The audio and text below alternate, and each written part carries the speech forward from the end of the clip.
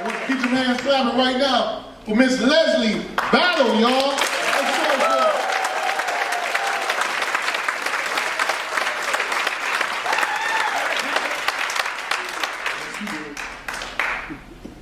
it. Oh, there it is. I'm not nervous, you guys. Hi, Traverse City. My name is Leslie. I am 53 years old. Yay, Black Don't Crack. I'm a fan. Ooh, I got that on this one too. I actually have a great aunt who's still alive. She's 103 years old. She turned 103 on the 4th of January, right? Most intimidating thing I've ever heard in my life was her saying, well, you know, Leslie, the way you're taking care of yourself, you might live to be 100 also. I don't know if I got it, Auntie. I don't know if I got it. Like, you know how you don't remember the first like 2 to 3 years of your life? And isn't that good that you don't remember being a baby? Because you're just getting randomly passed around to people 5 times your size. You can't talk. You can't like project or anything. All you can do is like poop your pants and hope that they heard it, you know? I mean, I feel like, because she's sharp, she calls me on her tablet, right? I don't have a tablet, okay?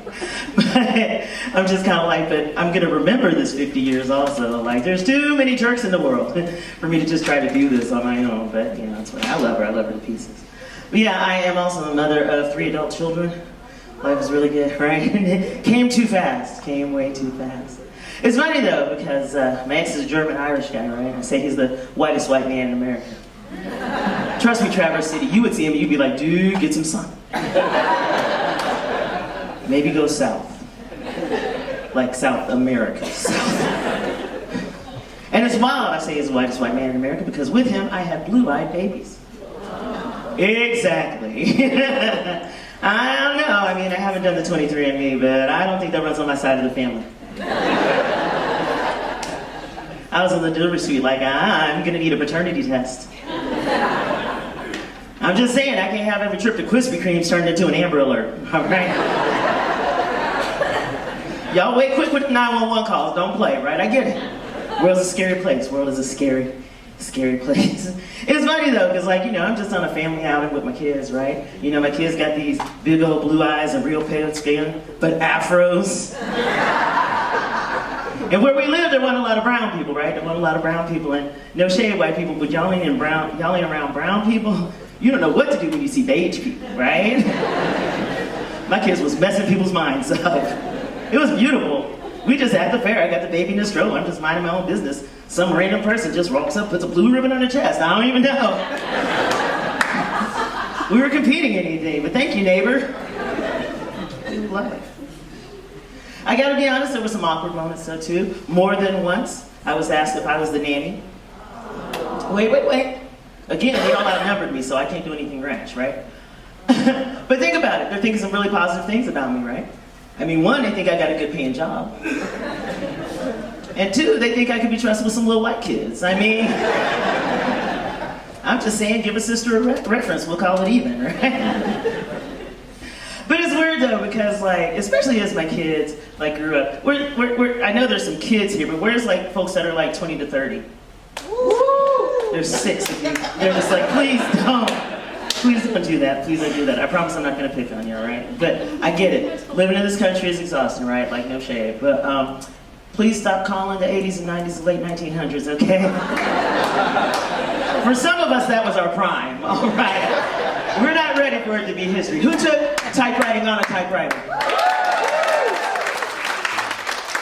I'm not going to point out the 20-somethings because, ooh, you guys are outnumbered. But I'm just saying, those things are already in museums. Why?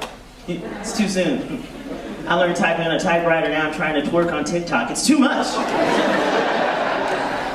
Too much technology. But yeah, what hasn't been mentioned yet is I'm also a military veteran. I served in the Army a total of 26 years.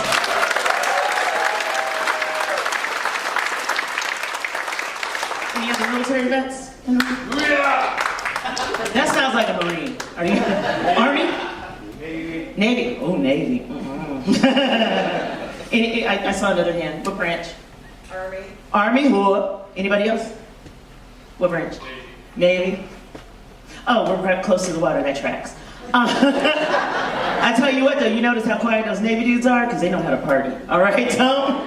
Don't let them sit there being quiet, acting innocent. They know how to party. We had some Navy folks in my camp in Kuwait, and let's just say we were living like we weren't deployed. I'm sorry about your tax dollars, but this is where we're at.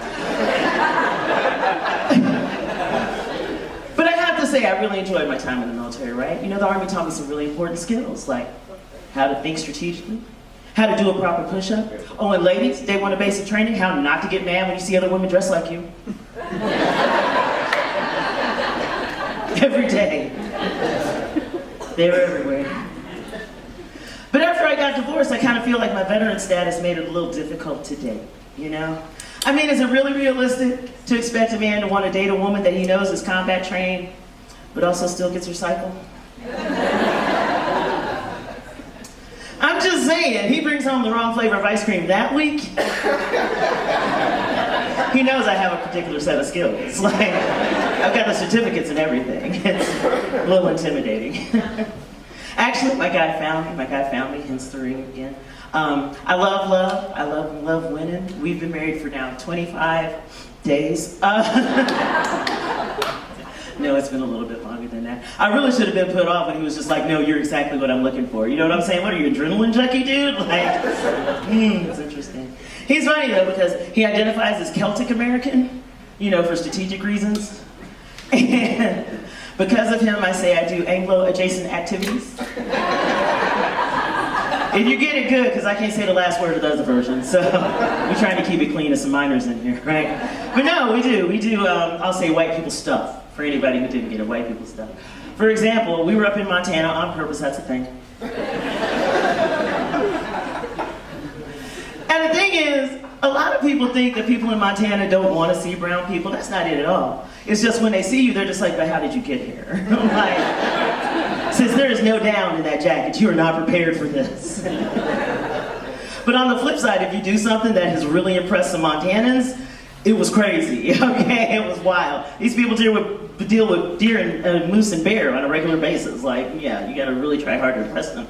Which we did. Oh, stick a pin in this, Evel Knievel. Who remembers Evel Knievel? So, we're helping my daughter move, right? So we're in 2 cars.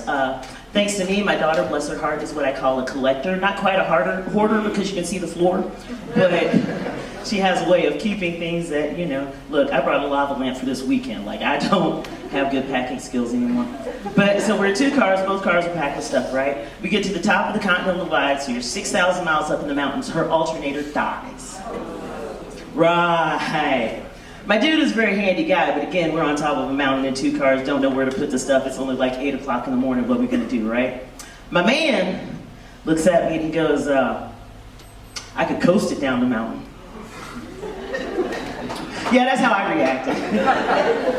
And see, the thing is, like, there was nothing in my spirit that said this is what we need to do, but there was nothing in my military mind that had a better idea, right? So I was just like, ooh, here we go. So he gets in the car with her boyfriend, she gets in the car with me, off we go. Car coasts 3 miles, gets up to 50 miles an hour, 3 miles down the mountain to the next exit. So yay, we're safe, that's all good. Why though, halfway down the mountain, he looked at this poor 22-year-old kid talking about, hey, you know he got no brakes, right?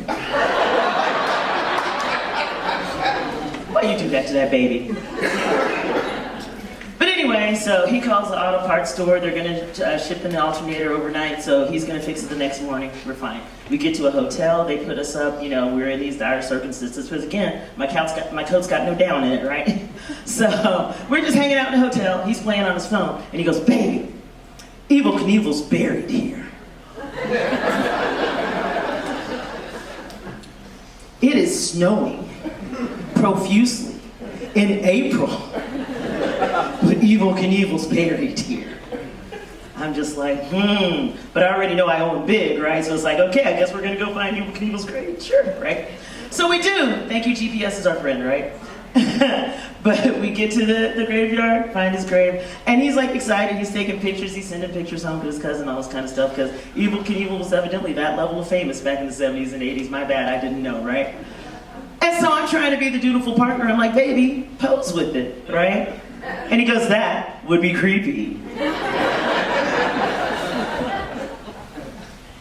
Help me understand this. We are fording the Montana snow in April to find what I think is a relatively random white man's grave. But it doesn't get weird. weird until I say, baby, look like you did this on purpose. He loves me. He's a good guy. But I am so glad he found me. I'm so glad that he found me because, man, dating as a middle-aged woman in Central, look, in anywhere it's not fun. It's really not fun. And I can tell you, there were very few things that just really got my day started than some 70-year-old cleaners climbing into my DMs, talking about, hey, brown sugar, what's going on?